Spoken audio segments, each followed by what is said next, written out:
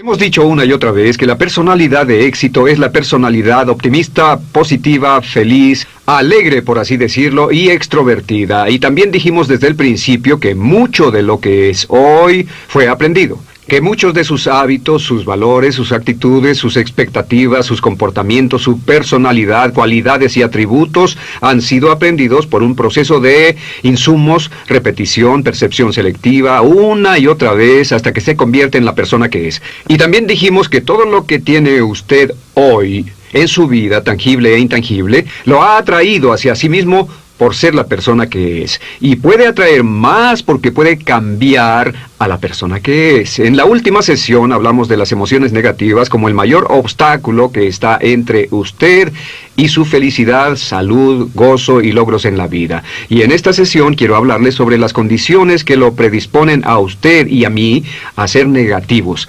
Sabemos que el estrés, la tensión y las emociones negativas están sujetas a la ley de causa y efecto. En otras palabras, para cada efecto en nuestra vida hay una causa específica. Si está tenso, si está estresado, si tiene emociones negativas, al igual que si tiene algún mal físico, hay una causa específica y podemos buscar su origen. Y en esta sesión voy a mostrarle cómo volverse su propio psicoterapeuta. Voy a darle 6 claves para la autoconciencia, el autoentendimiento, el autodesarrollo. Así que cuando se siente infeliz o estresado, temeroso o ansioso, cualquier cosa diferente a gozo y positivo y feliz, cuando se sienta así, podrá repasar estos 6 puntos y hacer una evaluación de sí mismo y ser su propio psicoterapeuta, y en un 95 a 99% de los casos podrá identificar exactamente qué es lo que le preocupa y hacerlo a un lado. Pasemos al pizarrón.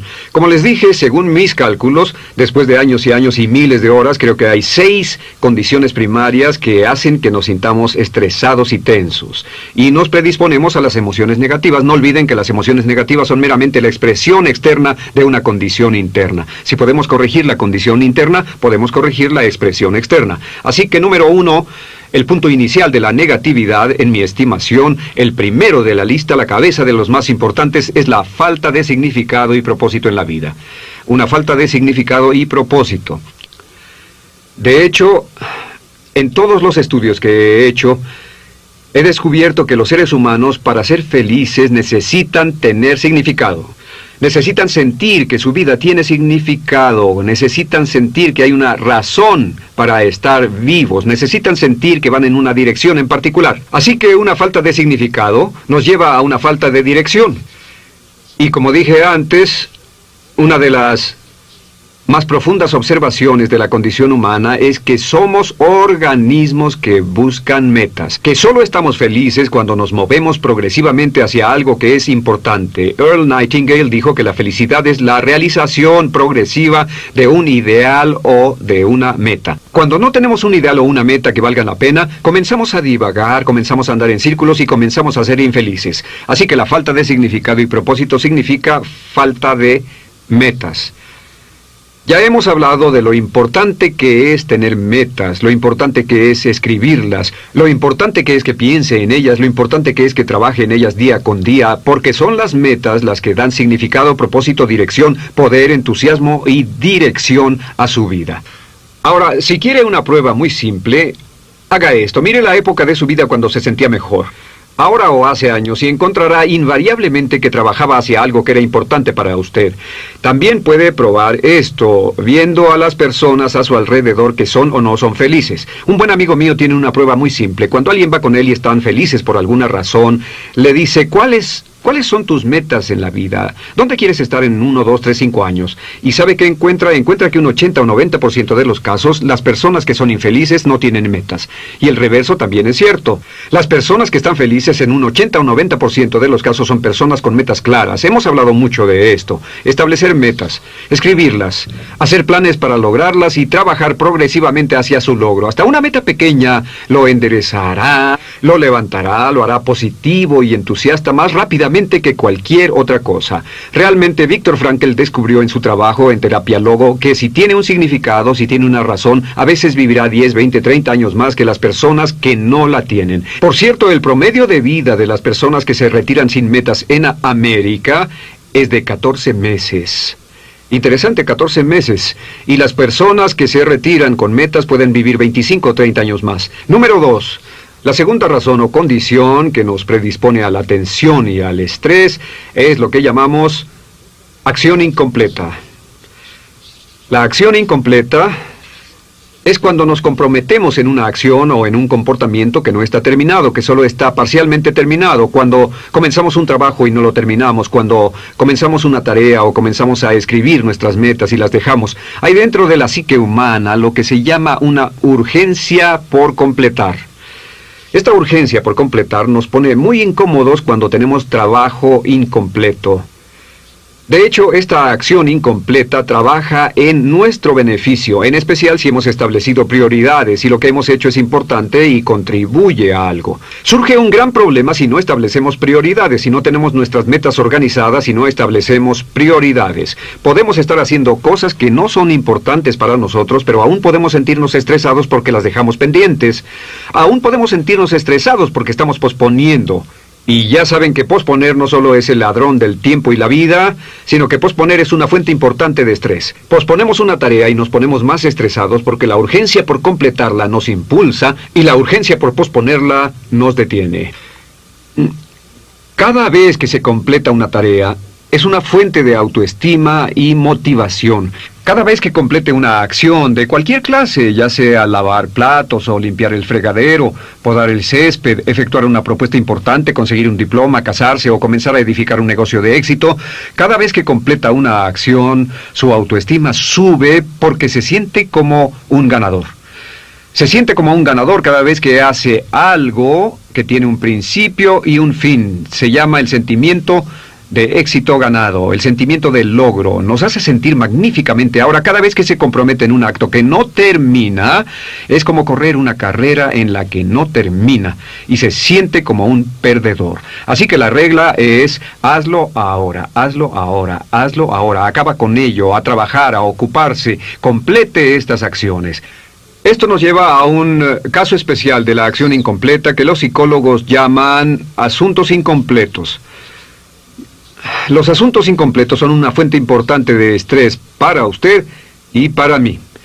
Y pasa todo el tiempo. Los asuntos incompletos se presentan cuando tiene una relación con otra persona o personas y la relación termina a veces en forma desagradable, pero en cierto modo continúa. Y los dos ejemplos más comunes de asuntos incompletos son las relaciones románticas que terminan, pero no totalmente. Las relaciones de negocios donde pierde un empleo o lo despiden de un trabajo o deja un trabajo, pero no lo ha dejado emocionalmente. Con respecto a la primera, las relaciones románticas, hay 3 claves para solucionar una relación romántica cuando termina. El número 1 es recordar esto, que nadie puede tener un efecto sobre sus emociones, a menos de que aún haya algo que quiera de los demás. En otras palabras, si no quiere nada de alguien más, si no quiere su amor, su respeto, su dinero o algo más, no puede tener control sobre usted. En cuanto no quiera nada de otra persona, el componente emocional se acaba y usted se libra de eso. La forma en que trata con un matrimonio terminado o una relación que acaba es muy simple. Diré esto rápidamente. 3 pasos. Número 1 se llama escribir la carta. Y miles de personas han tomado este consejo y ahora enseñan esto en cursos por todo el país. Le escribe una carta a esa persona y en la carta pone 3 cosas. La número 1 es: escribe, acepto en 100% la responsabilidad de nuestra relación y por todo lo que pasó en ella. Es responsable, como adulto toma la responsabilidad. Estuvo en la relación, se quedó en la relación o en el trabajo o en lo que haya sido, pero limitemos la relación hasta ahora. El número 2 es: perdona a la persona 100% por todo lo que ella hizo y que lo hirió a usted. Te perdono por todo lo que dijiste o hiciste que me lastimó. Y número 3, le desea bienestar. Deséele a él o a ella bienestar. Y después, envíe la carta. Envíe la carta con la dirección correcta y con el porte correcto, y en el instante en que la envíe, sentirá el cambio. Si conoce a alguien que esté pasando por una relación difícil o el rompimiento de una relación, Póngale este simple ejercicio, que envíe la carta y en el instante en que la carta caiga en el buzón, su vida cambiará. Será como si le hubieran quitado un enorme peso de encima. Tengo una muy buena amiga a quien despidieron de su trabajo en una gran institución financiera e iba a demandar a la compañía, los iba a demandar por 18 meses más prestaciones, e iba a acabar con ellos, etcétera. Y le pregunté, estaba muy enojada, y le dije, ¿cuáles son tus posibilidades de ganar? Dijo, pues tal vez 50, 60%. ¿Y cuánto te llevará? 18 meses, tal vez 2 años. Le dije, ¿y en qué estado mental estarás durante ese tiempo? ¿Puedes trabajar en otra parte? Y dijo, no, no puedo trabajar en otra parte, eso debilitaría mi caso en la corte. Contesté, ¿por qué no lo dejas así? Deja eso a un lado y haz algo más. ¿Por qué no vale la pena? Ella tomó mi consejo. Y en 3 meses más tenía un trabajo mejor, con mejor salario, con un puesto mejor, y me escribió una tarjeta, dijo que era el mejor consejo que había recibido. Así que si está en una situación de un trabajo sin terminar o de otra clase, la solución es, acábelo, deshágase de él, termínelo. ¿Sí? La razón número 3, la tercera condición que hace que usted y yo tengamos una enorme cantidad de estrés es el temor al fracaso. Nuestro viejo amigo, el temor al fracaso. El temor al fracaso, que es, como sabemos, una respuesta condicionada, se remonta a la niñez. Se remonta a nuestros padres diciendo, no, deja eso, castigándonos por intentar hacer cosas nuevas y diferentes. Y resurge en la vida adulta como el temor de intentar, ese temor de probar algo nuevo, ese temor profundo que se establece en la boca del estómago cuando contemplamos un cambio importante. El temor al fracaso puede combatirse en 2 formas simples. La número 1 es una hermosa cita de Mark Twain que dice, haz aquello que temes y la muerte del temor es segura. Haz aquello que temes y la muerte del temor es segura. A esto se le llama desensibilización sistemática. Si tiene miedo de ver a alguien, vaya y véalo hasta que desaparezca el miedo. Si tiene miedo de hablar en público frente a una audiencia, o de vender, o de hacer alguna cosa, solo salga y haga lo que teme una y otra vez hasta que por fin alcance el punto donde ya no le perturbe. Miles y hasta millones de hombres y mujeres que han estado muy temerosos de hablar en público se han forzado a pararse frente a grupos pequeños y después más y más y más grandes y eventualmente llegan al punto donde ya no temen más a hacer las cosas que temían y lo que los paralizaba en una época ya no les molesta. Así que haga lo que teme, confronte el temor, ataque el temor, trate con ese temor. Recuerde que el temor es solo un hábito mental negativo que puede eliminar enfrentándolo y haciéndolo una y otra vez hasta que desaparezca. Lo segundo que puede hacer, una afirmación muy simple que puede usar para eliminar el temor al fracaso es que cuando piense en la situación de temor, cuando sienta la manifestación física, la ansiedad, el estrés, la aceleración del latido, cuando piense en la situación del temor, dígase una y otra vez a sí mismo en voz alta, puedo hacerlo. Y cuando vea que alguien más está pasando por ese temor y desasosiego, alguien de su familia, uno de sus amigos, dígaselo también. Diga, puedes hacerlo. Todos nosotros hemos sido estimulados a hacer algo que ha sido significativo en nuestra vida, porque alguien más pensó que podíamos hacerlo. Así que diga, puedo hacerlo, y después aliente a todos los que conozca que tengan una meta, y dígales, puedes hacerlo, pero cuando sienta esta tensión encontrará algo notable. Si dice puedo hacerlo, o creo que puedo, cuando repita esto encontrará que este mensaje está emocionalizado y que viene de su mente consciente a su subconsciente, golpea el otro mensaje de no puedo que viene subiendo y lo lleva abajo. Y entre más emoción le ponga, puedo hacerlo, más débil y débil se vuelve el no puedo, y eventualmente la emoción más fuerte, recuerde la ley de la emoción más fuerte dominará y sobrepasará a la emoción más débil. Esto nos lleva a la cuarta causa importante de estrés y tensiones en nuestra vida. Es el número 4 que se considera como uno de los más importantes o el peor de todos los temores, el temor al rechazo. El temor al rechazo comienza desde la infancia. Como saben, un niño llega al mundo sin temor alguno.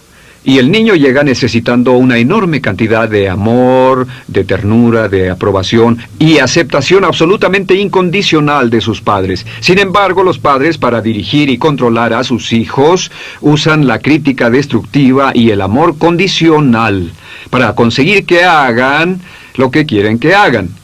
Y un niño que crece con amor condicional, como ya hablamos, un niño que crece con amor condicionado, significa que los padres dicen, más vale si no entonces me las pagarás, o si el niño comete un error o tira algo, o llega tarde a casa, o rompe algo, o saca una mala calificación, los padres dejan de amar al niño.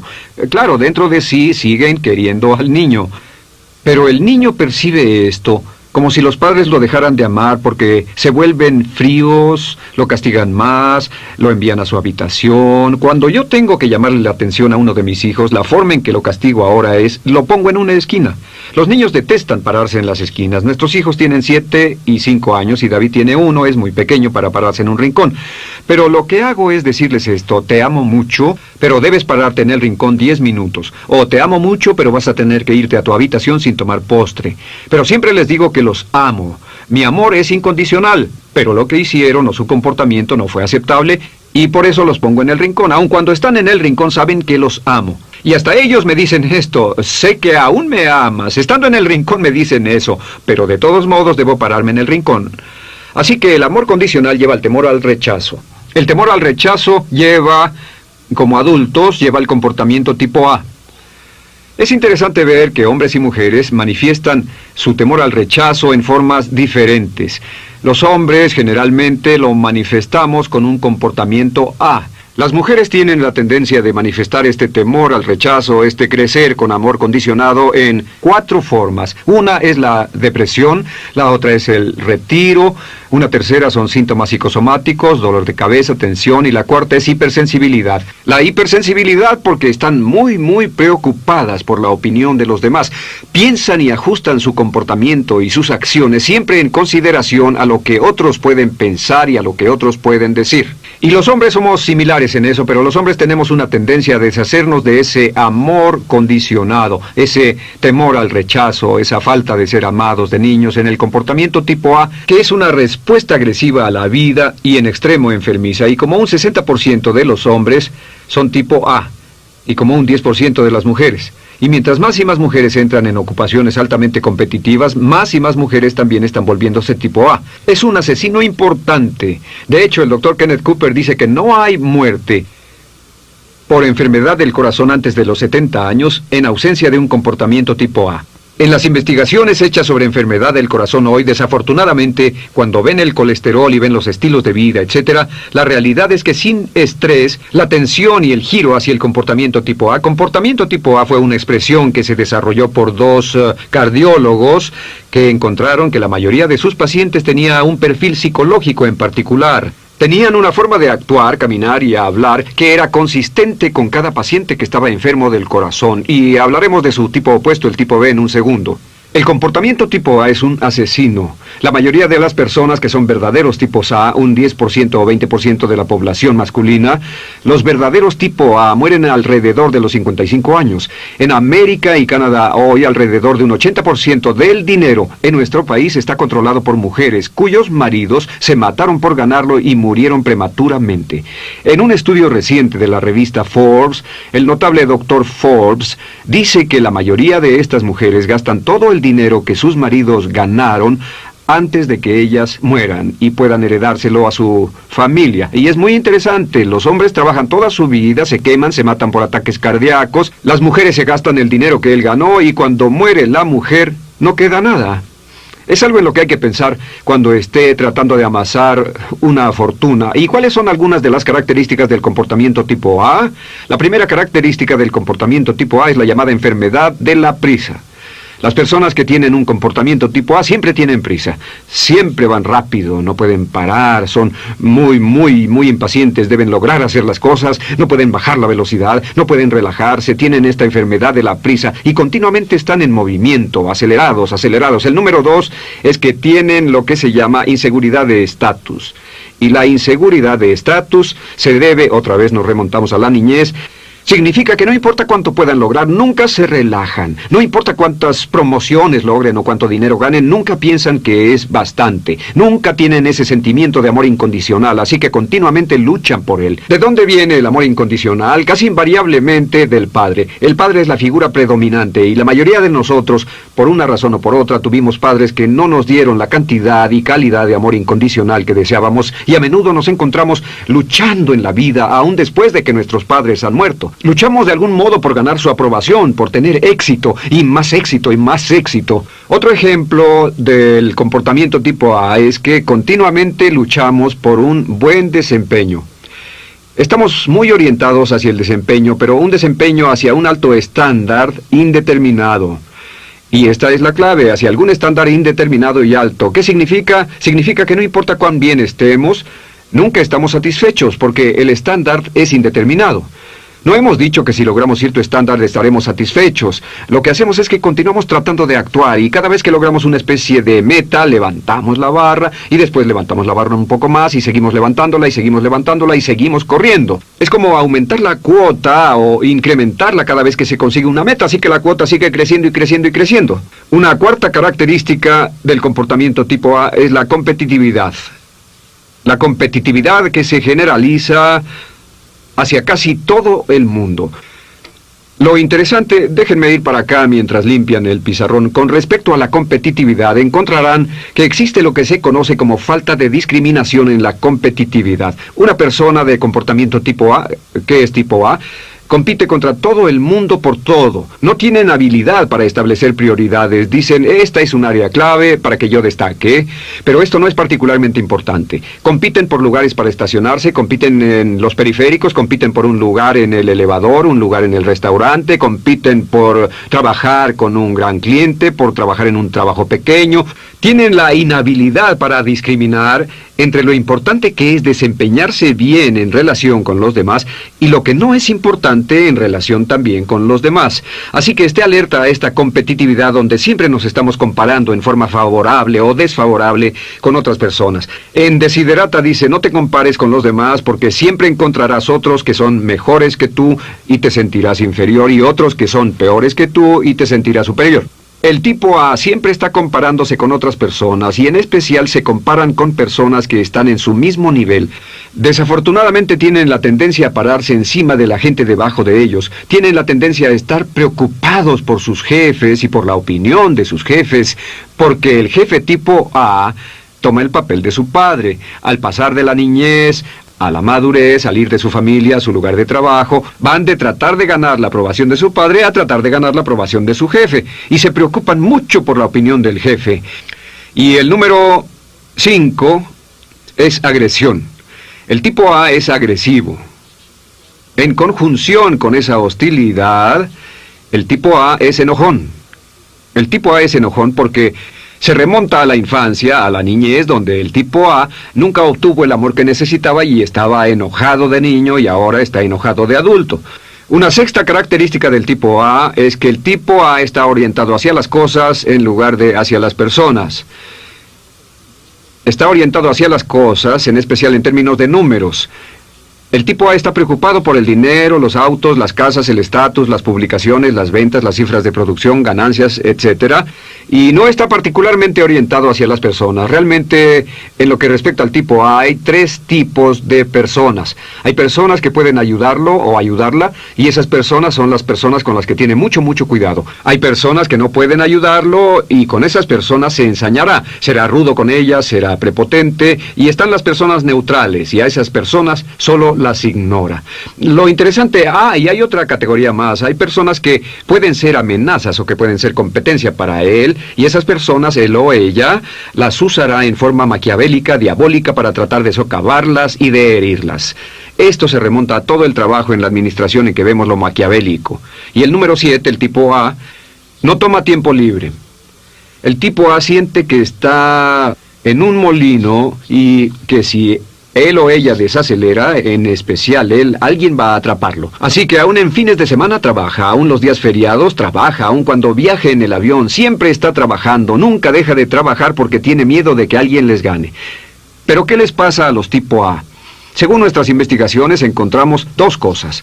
Que los tipos A tienden a morir jóvenes. Ya hemos dicho eso, tienden a ser infelices, tienden a sentir que están en una carrera de ratas, tienden a sentir que están siendo llevados por circunstancias externas, y este es el camino de los tipo A. Esto es tiempo. Y esto es dinero. La cantidad de dinero, posición, poder, prestigio, y esta es la cantidad de tiempo. El camino del tipo A tiende a ser así.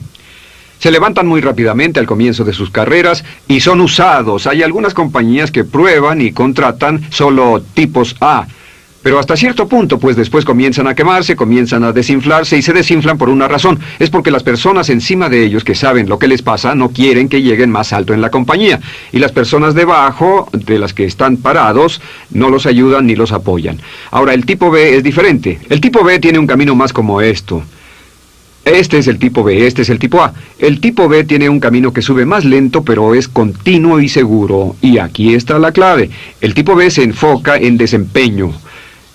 Y el desempeño es la clave del éxito en el mundo laboral. El tipo A se enfoca en la política, y la política solo funciona hasta que la estructura política cambia, y siempre lo hace. Si usted se reconoce como un tipo A, ¿cómo dejar de ser tipo A y llegar a ser tipo B? Una persona más relajada, más creativa, de más desempeño, más orientada hacia las personas. Bueno, es muy simple. El paso número 1 es admita que es un tipo A. Admítalo. La mayoría de las personas no admiten que son tipo A. Una vez que admita que es tipo A, el número 2, hay quienes dicen, soy tipo A y moriré antes de los 55. Cuando lo admita, decida cambiar. Tome la decisión de cambiar. Cuando haya tomado la decisión de cambiar, toque la afirmación grabada que nosotros le damos y tóquela 2 veces al día. Si la escucha 2 veces al día, dejará de tener un comportamiento tipo A o de ser una persona tipo A. Pasará de ser tipo A tipo B. Ahora, un punto final. Alguien dice, ¿cuál es la diferencia entre el tipo A y los maniáticos del trabajo? Así es el maniático y así el tipo A. Muy simple. El maniático es muy diferente del tipo A. Es como si hubiera una competencia aquí y, ¿cómo se dice? Por fuera parecen trabajar con la misma cantidad de intensidad. Pero la diferencia es esta. El maniático es autodirigido. Él está dirigido hacia las metas y es autodeterminado. El tipo A está dirigido en forma externa y siente que su agenda está establecida por las personas fuera de ellos. El maniático puede tomar tiempo libre. Esta es la prueba. El maniático puede tomar tiempo libre. El tipo A no puede tomarlo. Si le pregunta a un maniático, ¿qué es lo más importante en tu vida?, casi invariablemente le dirá mi familia, mis relaciones personales. Si le pregunta al tipo A, le dirá mi trabajo, mi carrera, mi negocio. Así es como se ve la diferencia entre los dos. Y de nuevo, el comportamiento clave, solo puede juzgar por comportamientos, es la habilidad para tomar tiempo libre, dedicar cierto tiempo a la familia, la salud, las amistades, viajes, etc. De acuerdo, esto nos lleva a la quinta condición importante que nos predispone al estrés, la tensión, las emociones negativas, enfermedades psicosomáticas y muerte prematura. Y el número 5 es la negación. La negación significa la negación de la realidad. Es interesante. Peter Uspensky habló de esto en uno de sus libros hace muchos años.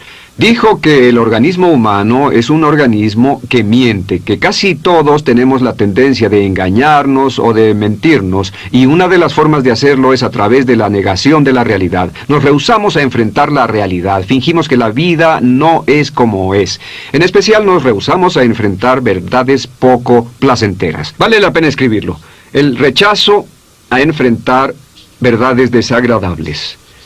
Y algunas de las verdades menos placenteras de nuestra vida tienen que ver con nuestro talento y nuestras habilidades, nuestra personalidad, nuestras relaciones y nuestro trabajo. Es que una persona que no hace bien su trabajo y que no le agrada su trabajo, a menudo lo negará y fingirá que no es cierto.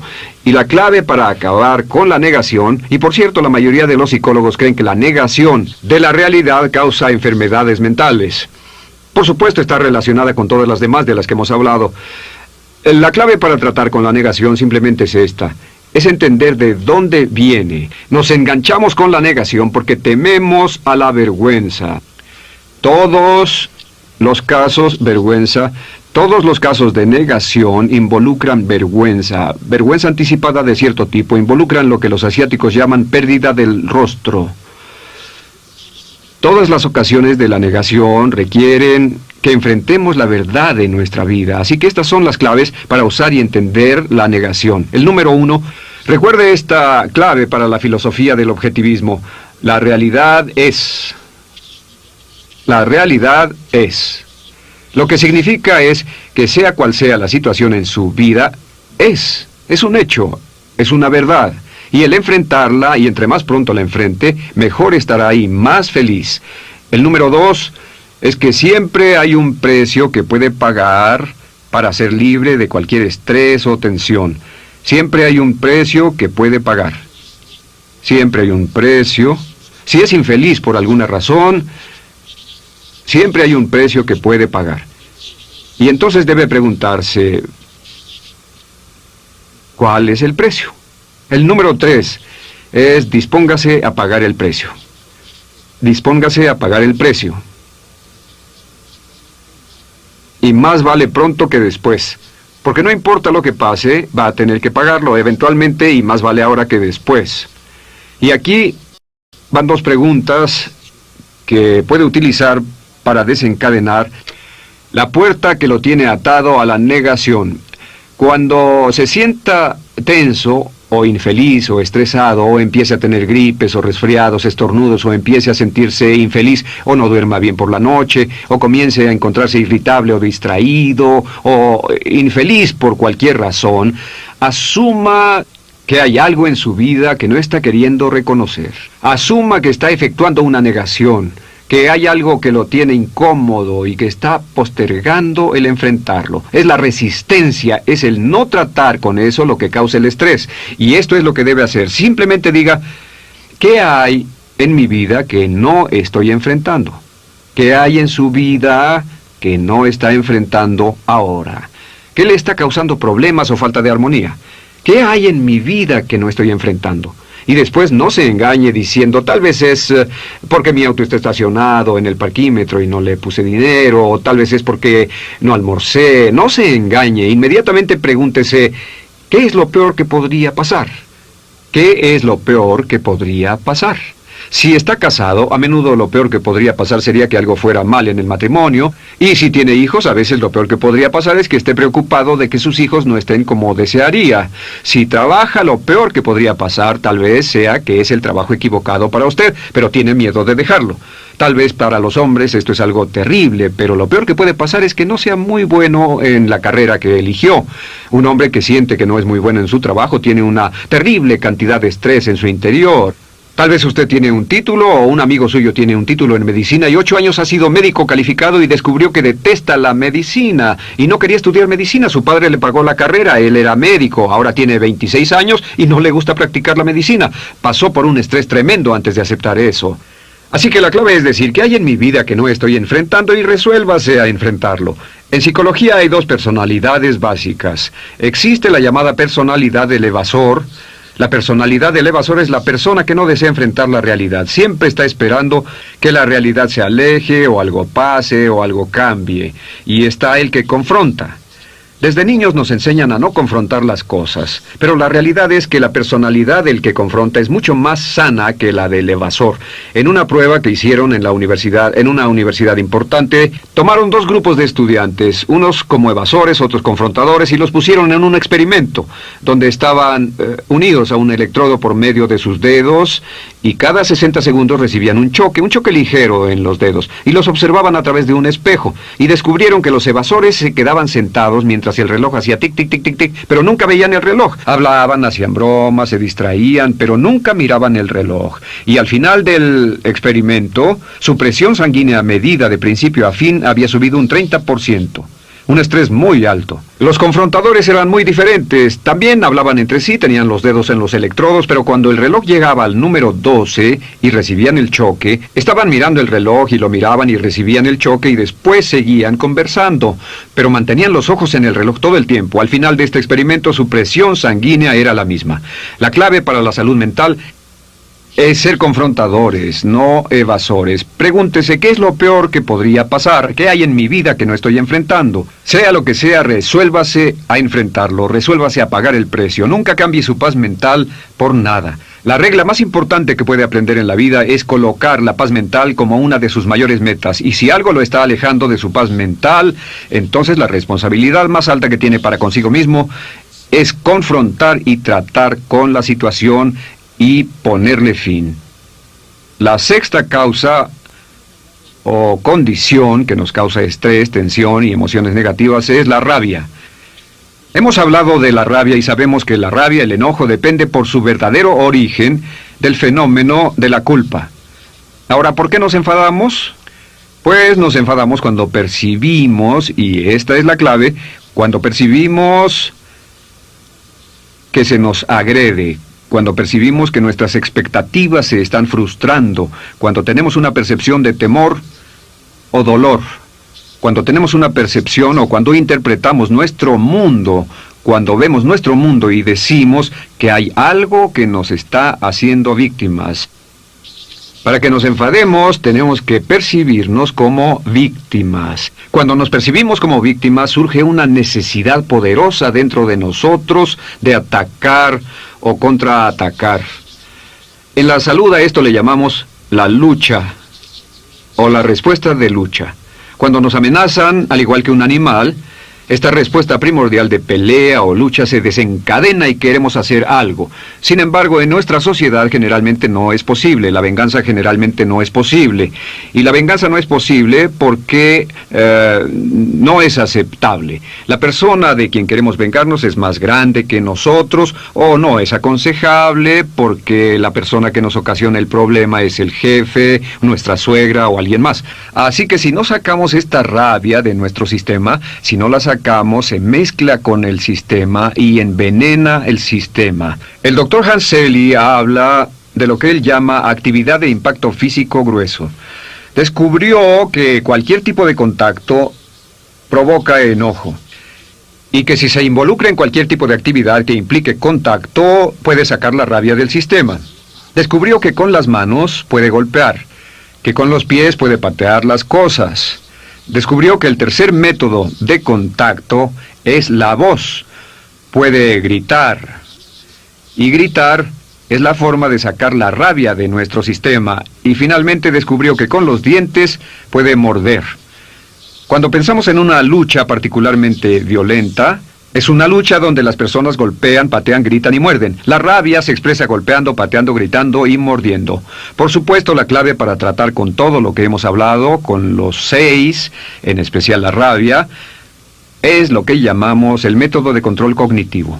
Y al llegar al final de esta sesión, estas son las claves para manejar la salud y el estrés. Recuerde que el estrés es positivo. Si está dirigido hacia metas, da energía, da vitalidad, nos hace sentir magníficos.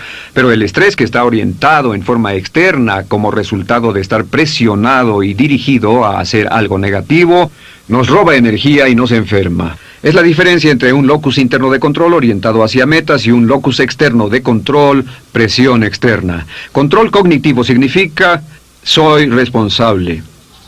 Significa que nadie puede hacerle sentir nada sin su permiso.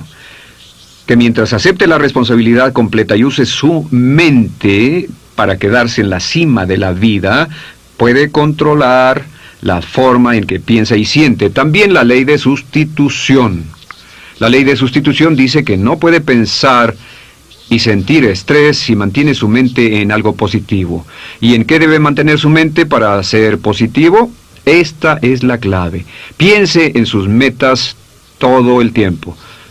Piense en sus metas todo el tiempo. Verá, sus metas, una vez que las ha escrito, una vez que ha decidido qué es lo que quiere y ha hecho un plan para lograrlas, cuando piense en sus metas todo el tiempo, se vuelve un hábito. Cuando hablamos de hábito y vemos la rabia también es un hábito. ¿Sabía que cuando se rinde ante la rabia es una marca de debilidad, una marca de infantilismo, una marca de inmadurez, una marca de falta de sinceridad? Pero también es una respuesta condicionada que todo el tiempo que se permite enfadarse baja su resistencia a la rabia. Cada vez que Evita enfadarse al aceptar la responsabilidad, al rechazar la culpa, al tomar control de su vida emocional, aumenta su resistencia hacia la rabia hasta que llega al punto donde los palos y las piedras pueden romperle los huesos, pero las palabras no lo lastiman. En resumen, las claves para mantener una alta calidad de paz interior, la condición número 1 que nos roba la paz interior es la falta de metas. Establezca metas claras, específicas y trabaje y piense en ellas todo el día. El número 2 es una acción incompleta. Acabe sus tareas, llévelas hasta su terminación, sobrepóngase a postergar.